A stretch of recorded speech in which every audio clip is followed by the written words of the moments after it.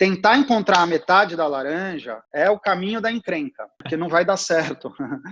Agora, Guilherme, então vamos desistir de tudo, porque se não existe a metade da laranja, então eu não vou procurar mais nada. Não, essa também, a princípio, não seria uma saída, porque o amor para a psicanálise não tem nada a ver com o amor romântico, né? Que seria aquele amor que busca a completude total, aquele apaixonamento absoluto. A psicanálise vai dizer assim, olha, não tem a satisfação total, existe a satisfação parcial, que quer dizer, você não vai encontrar o objeto, pegar ele e levar para casa, você vai contornar o objeto. E esse contorno é o grande barato, porque é o que faz você continuar buscando, gente. Isso é o grande barato, isso vale para quem está casado, para quem está solteiro, para quem está viúvo, para quem não quer se relacionar, não importa. Olha a encrenca que a gente faz, porque a gente se relaciona com o quê?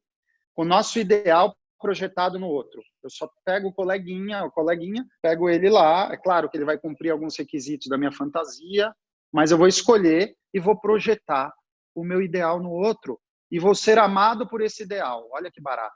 Pelo meu próprio ideal projetado no outro. Até aí não tem nada de errado, porque é assim mesmo que funciona. A gente tem que projetar e idealizar um pouquinho. O problema começa quando a gente exige que esse outro responda ao nosso ideal. Aí é um problema.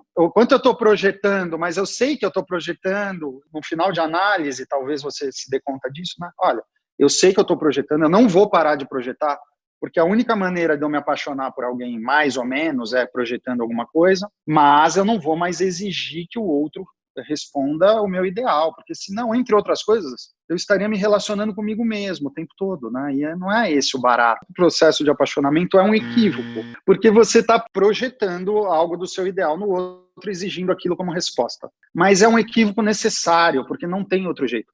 Então, por isso que eu insisto tanto, e a análise é um bom caminho para isso, não é o único, mas é um método muito eficiente para você saber da tua própria fantasia. Então, o que é a tua própria fantasia? A tua própria fantasia é a janela pela qual você vê o mundo. Então, é bom que você saiba qual é a sua janela e como você se posiciona aí. Então, a realidade é absolutamente subjetiva. Cada um tem a sua própria janela, cada um tem as suas próprias condições para que uma relação aconteça. Vai responder aos objetos parciais, né, que a gente chama em psicanálise. Então, a fantasia não é sem esses objetos. A gente vai, para eleger alguém, precisa ter algumas marcas que respondem à nossa fantasia. Precisa ter cabelo de determinada maneira, loira, morena, sobrancelha de um jeito. Como cada um se atrapalha e se proíbe no próprio desejo, porque como desejar angustia, porque pede ato, a gente se acovarda diante do desejo de alguma maneira e cria mecanismos para escapar disso. Olha que interessante. Então, basicamente, a gente deseja uma coisa, mas repete outra. É a divisão, a clássica divisão entre desejo e gozo. O processo de análise te permite desejar um pouco mais próximo do gozo.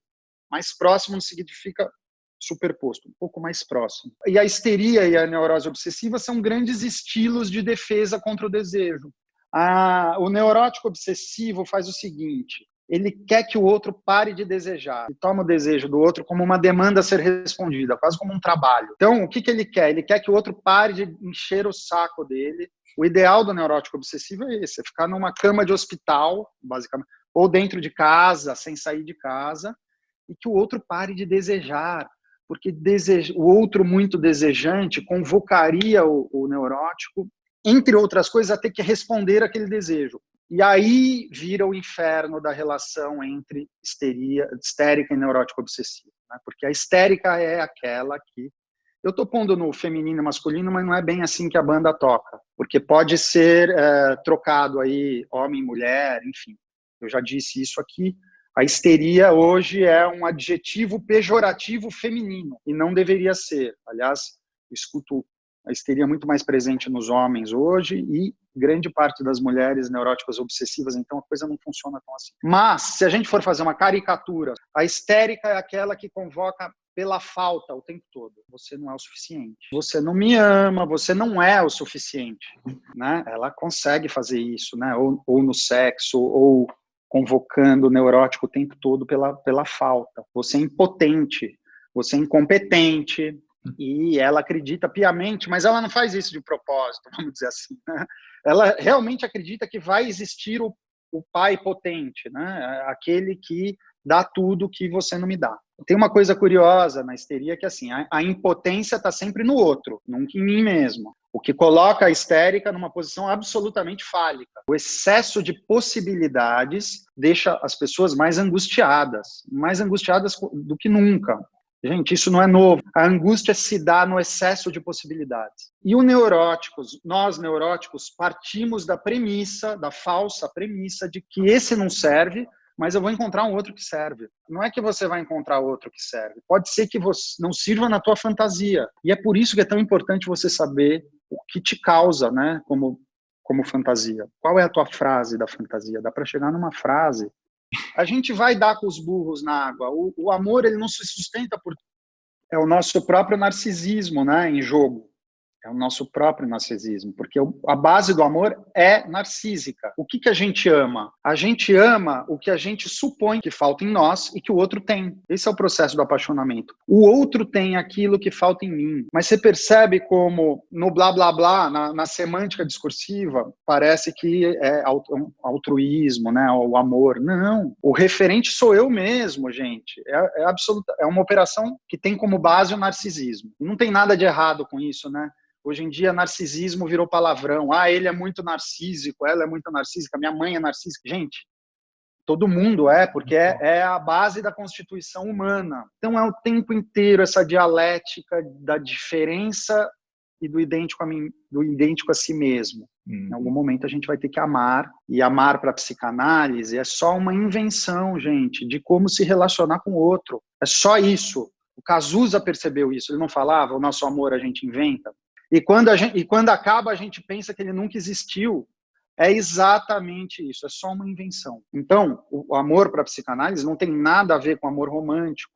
O amor para a psicanálise é o seu sintoma. Como você, da sua maneira, vai poder se relacionar com o outro. Os amores possíveis, eu chamo de o amor pós-romântico. É um amor que vai valorizar justamente a alteridade, a diferença, e não o idêntico a si mesmo. Eu colocaria 2 frases aqui.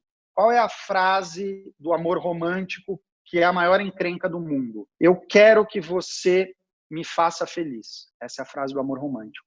Qual é a frase do amor pós-romântico? Eu desejo que você seja feliz. Para isso acontecer, a alteridade tem que estar dada o tempo todo. O grande barato é a diferença, por mais que ela nos incomode, nos convoque. E você percebe como isso não acontece. Se você pensa diferente, eu quero que você morra ou deixe de existir. Então, não é o amor romântico que viveram felizes para sempre. E, aliás, quando começa a viver feliz para sempre, acaba a narrativa, porque já não interessa mais. O que interessa o amor romântico são 2 condições: que haja distância e obstáculos, né? Romeu e Julieta. Alguns obstáculos que tornam aquele amor impossível. O amor que nos interessa é o amor que eu digo assim, é quem que vai declarar o imposto de renda? Quem vai ligar para a NET e ficar 4 horas no telefone para cancelar a NET? E fazer isso pelo outro, mas num sentido de que seja legal essa troca. Eu estou fazendo isso por mim também. É uma encrenca, porque o nosso repertório não é esse. Nosso repertório do amor é aquele repertório onde eu não preciso dizer nada para o outro. O outro pode ler minha mente. A gente é alma gêmea. Por que eu preciso dizer alguma coisa para o outro? E se eu tenho que dizer, essa relação está indo para o buraco, está acabando, eu estou tendo que falar, eu estou tendo que discutir, isso não é legal, esse amor está acabando. O que a gente compartilha com o outro é a angústia, é o que faz laço amoroso também, não apenas, mas o que vai fazer laço amoroso, a angústia é mais ou menos parecida, não vai ser idêntica, né? Que é impossível, mas eu me apaixonei, gostei, me relaciono com a minha mulher hoje, porque eu saquei que o que angustia ela é mais ou menos o que me angustia também. E eu acho super interessante como ela se defende da angústia. Eu tomo isso emprestado também. Qual é a sua angústia? O que te tira o sono? O que te desespera? O que te dá medo? A gente tem que ser muito mais generoso, pegar muito mais leve, gente. Isso eu não tenho dúvida. Em alguma medida, a gente ensina o outro o que é importante para a gente tem que estar disposto a aprender e a ensinar. Porque para ser um idiota que se olha no espelho o tempo todo e se relaciona consigo mesmo, eu fico sozinho.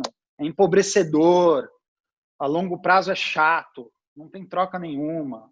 É legal ter problema, é legal, pode ser legal resolver problema. Que o problema não vai parar de vir, né, gente? Aí tem uma outra questão que é uma grande ilusão neurótica de que a demanda poderia se encerrar. Em algum momento eu não serei mais demandado. Sim. É um grande equívoco, não vai parar, você não vai parar de ter problema para resolver. Que a gente possa sentir algum prazer, algum barato em resolver problema. Os nossos, ajudar o outro, ajudar o outro. Ajudar não é salvar, hein, gente? Salvar é a grande encrenca. São dois verbinhos completamente diferentes, mas que se fundem em algum momento.